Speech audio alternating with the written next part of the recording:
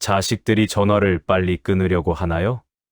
친구가 예전만큼 나를 찾지 않는 것 같아 서운하신가요? 평생 열심히 살았는데 나이 들어 외로워지는 것만큼 서러운 일은 없습니다. 사실 그 이유는 돈이나 건강 문제가 아닐 때가 많습니다. 바로 우리가 무심코 내뱉는 말투 속에 답이 있습니다. 우리는 나이가 들수록 할 말이 많아집니다. 살아온 경험이 많으니 가르쳐주고 싶은 마음도 큽니다. 하지만 데일 카네기는 말했습니다. 사람의 마음을 얻는 것은 상대방을 대하는 따뜻한 말 한마디라고 말이죠. 나도 모르게 가르치려 들고 옳은 소리를 하려 합니다. 하지만 사람들은 옳은 소리를 듣고 싶어 하는 게 아니라 나를 인정해주는 소리를 듣고 싶어 합니다. 특히나 가까운 가족일수록 더 그렇습니다. 40년, 50년 넘게 써온 말투를 하루아침에 바꾸는 건 어렵습니다.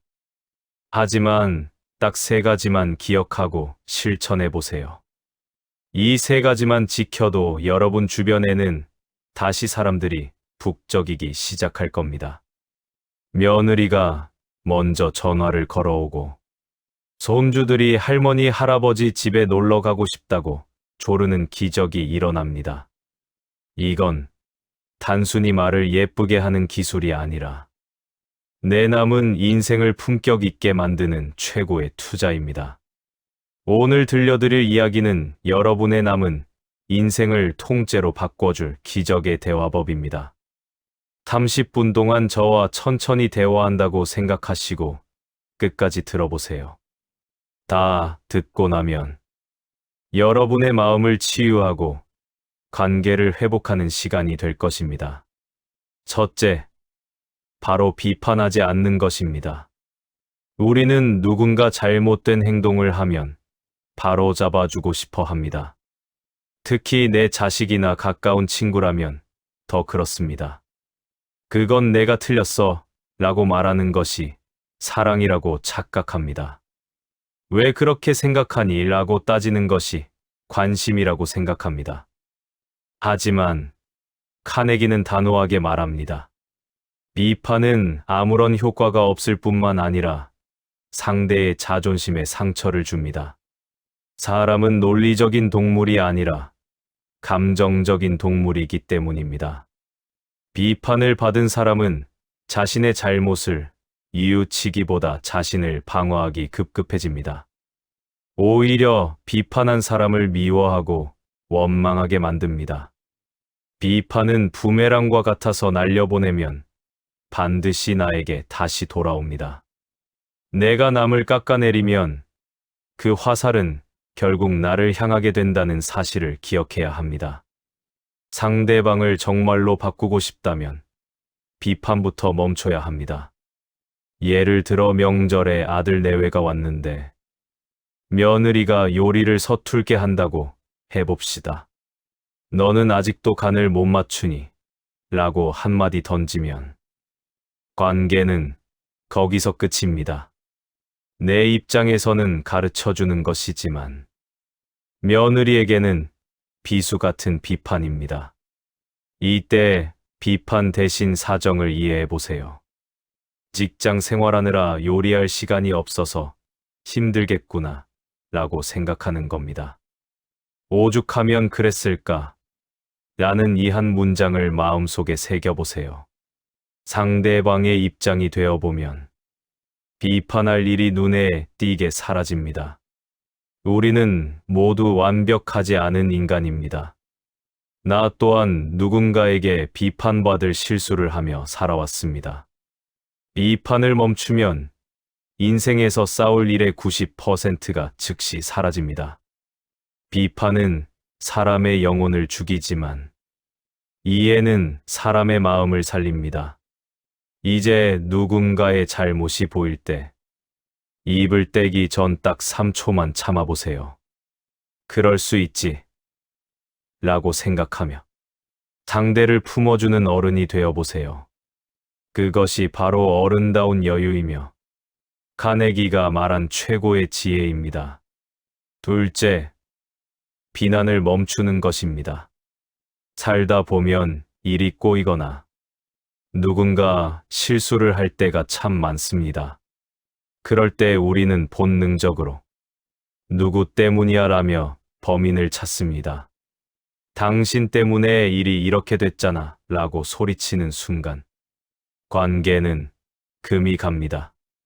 비난은 이미 벌어진 일을 수습하는데 아무런 도움이 안 됩니다.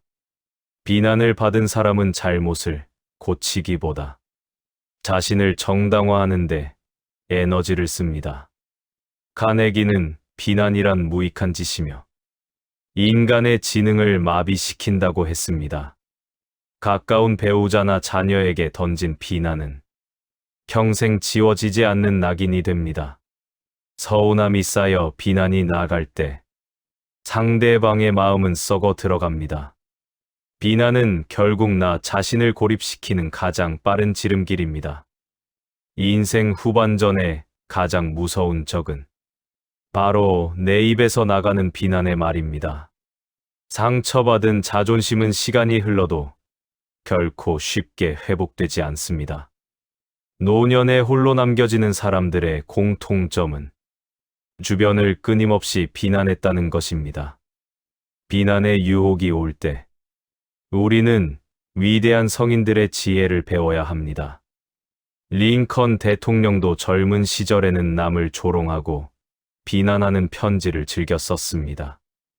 그러다 화가 난 상대와 목숨을 건 결투를 벌일 뻔한 위기를 겪었습니다. 그 처절한 경험 이후 링컨은 죽을 때까지 타인을 절대 비난하지 않았습니다. 남북 전쟁 당시 장군이 치명적인 실수를 저질렀을 때도 링컨은 참았습니다. 나였어도 그 상황에서는 같은 실수를 했을지 모른다고 스스로를 다스렸습니다. 우리도 실생활에서 이런 링컨의 마음을 가져야 합니다.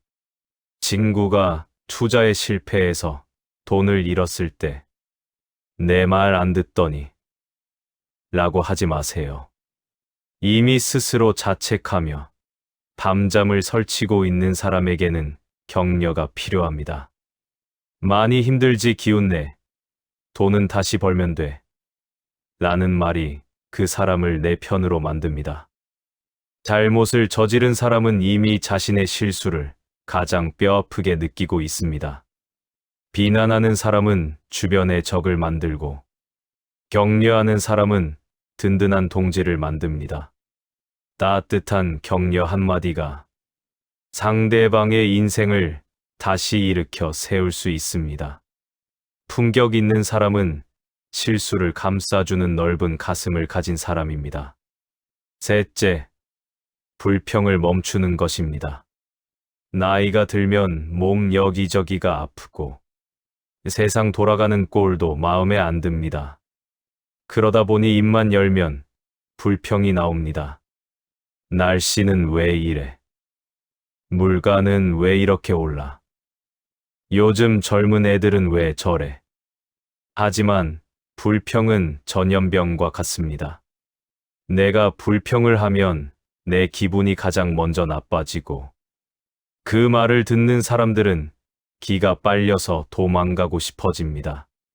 주변에 항상 투덜대는 친구가 있다고 생각해 보세요. 만나면 즐겁나요? 아니면 피하고 싶나요? 아마 피하고 싶을 겁니다. 불평하는 사람 곁에는 긍정적인 에너지가 남아나질 않습니다. 카네기는 불평하는 마음이 영혼을 병들게 한다고 경고했습니다.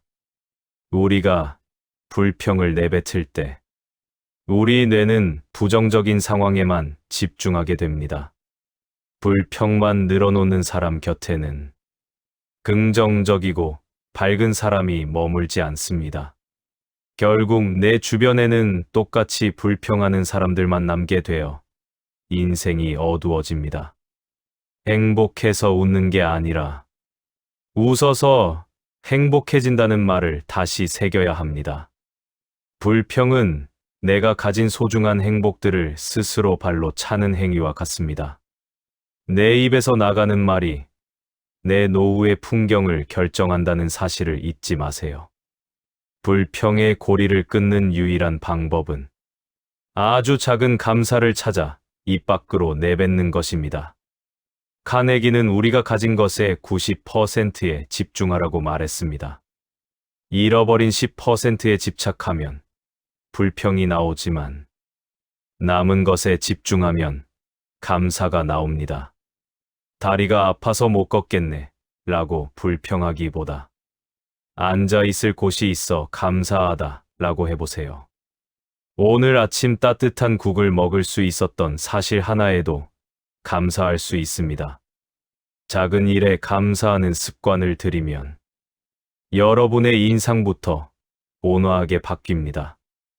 감사를 말하는 입술에는 복이 깃들고 불평을 말하는 입술에는 화가 깃듭니다. 오늘부터 불평이 목구멍까지 차오를 때 속으로 멈춰라고 크게 외쳐보세요. 대신 고맙습니다. 감사합니다. 라는 말을 하루에 10번 이상 반복하세요. 감사는 주변 사람들을 끌어당기는 자석과 같은 힘을 가지고 있습니다. 밝고 긍정적인 에너지를 가진 어른 곁에는 언제나 웃음꽃이 피어납니다.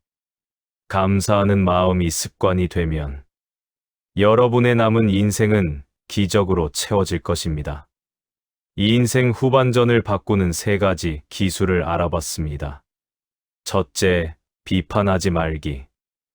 둘째, 비난 대신 격려하기. 셋째, 불평 대신 감사하기. 어떠신가요? 생각보다 어렵지 않죠? 이 3가지를 실천하는 것만으로도 여러분의 인생은 완전히 달라질 수 있습니다. 생각보다 단순한 원리지만 실제로 행동에 옮기는 사람은 정말 드뭅니다. 그렇기에 이것을 실천하는 여러분만이 존경받는 멋진 어른이 될 수 있습니다. 이 대화법의 핵심은 상대방을 바꾸는 것이 아닙니다. 바로 나를 바꾸는 것, 내 마음의 태도를 바꾸는 것입니다.